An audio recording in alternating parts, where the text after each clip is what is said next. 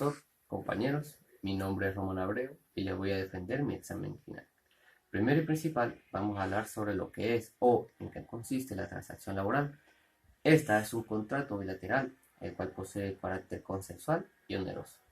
Su ejecución es inmediata, en las cuales se relaciona el trabajador y el empleador, en el cual se establecen acuerdos recíprocos inquebrantables en lo que establece la norma constitucional en cuanto al orden público y la irrenunciabilidad de los derechos laborales, con el fin de precaver un litigio.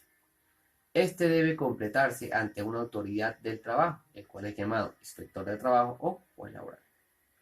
Bien, ¿cuáles serían los requisitos para una transacción laboral? Esta debe tener una existencia de litigio pendiente o eventual. Para que exista una transacción es necesario que aparezca el litigio.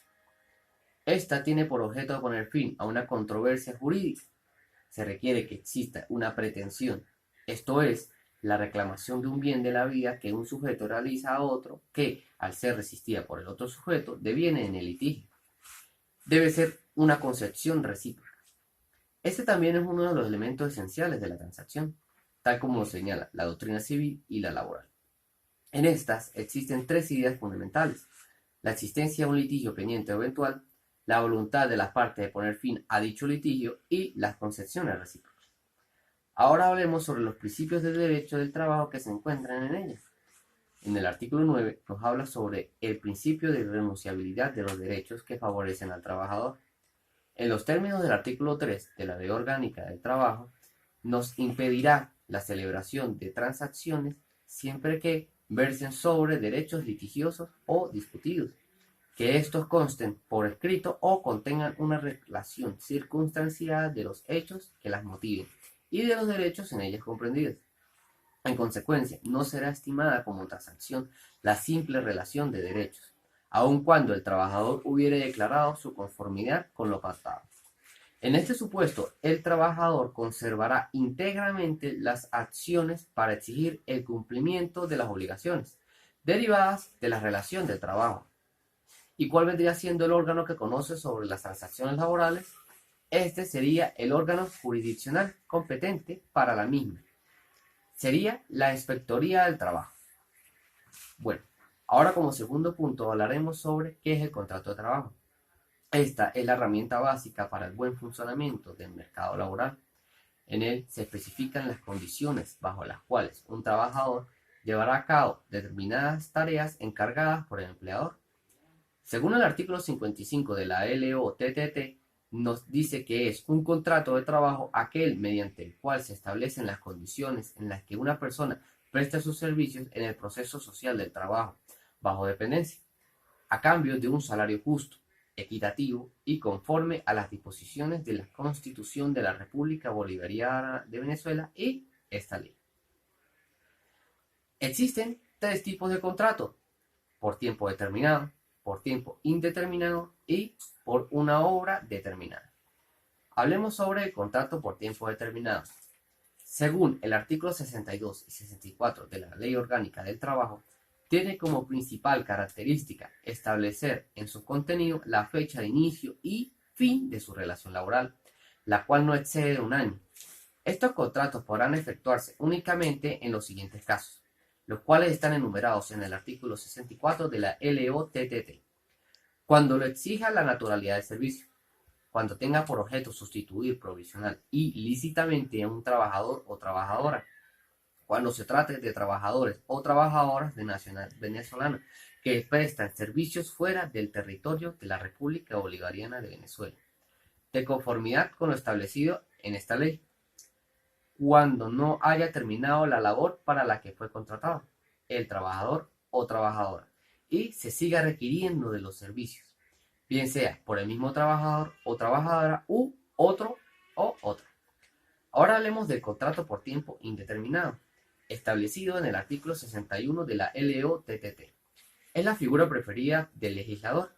En este se establece la fecha de inicio de relación laboral entre el trabajador y patrono, mas no su fecha de culminación, es decir, el empleado permanecerá fijo o permanentemente. Y por último, encontramos el contrato de trabajo para una obra determinada, establecido en el artículo 63 de la LOTTT. Es empleado con mayor frecuencia en la industria de construcción. En este, el trabajador es contratado para realizar una actividad específica y la relación laboral culmina cuando el mismo finalice la labor para la cual fue contratado. Los requisitos para que se efectúe el contrato de trabajo para una edad determinada deberá expresar con toda precisión la obra a ejecutarse por el trabajador.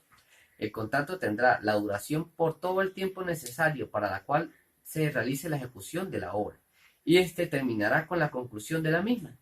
Se considerará concluida la obra cuando finalice la parte correspondiente al trabajador dentro de la totalidad proyectada por el patrono.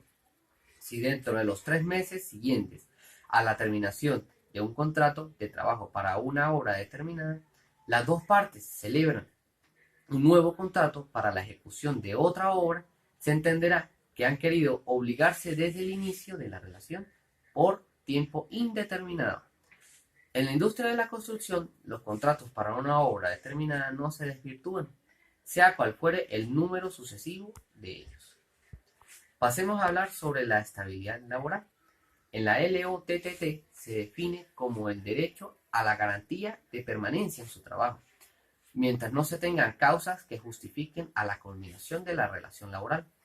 Los tipos de estabilidad laboral son estabilidad absoluta o propiamente dicha.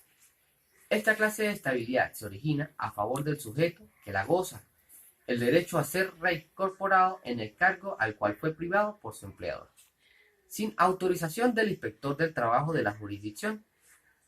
La estabilidad relativa o impropia, esta estabilidad solo genera a favor del trabajador el derecho a una indemnización cuando es retirado o despedido por causa imputable a su empleador. Se trata de la clase de estabilidad general aplicable en la vigencia de la LOTTT, siendo posible persistir en el despido mediante un pago indemnizado. ¿Qué órganos conocen sobre los procedimientos de estabilidad laboral? Los trabajadores gozan de estabilidad es ante las inspectorías del trabajo que se proponen y cursan la mayoría de los procedimientos en la materia. Ahora, hablemos sobre qué son las utilidades.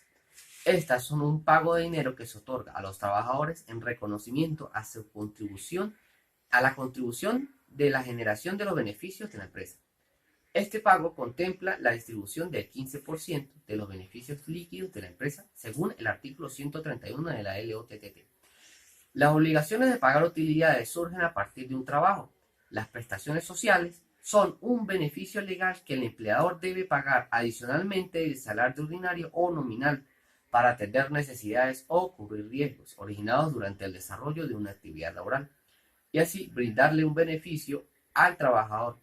Se diferencia del salario en que no es retributiva de los servicios prestados y por último hablaremos sobre las horas extras, también llamadas horas extraordinarias. Son el tiempo adicional que un empleado dedica a sus actividades laborales, más allá de su horario habitual.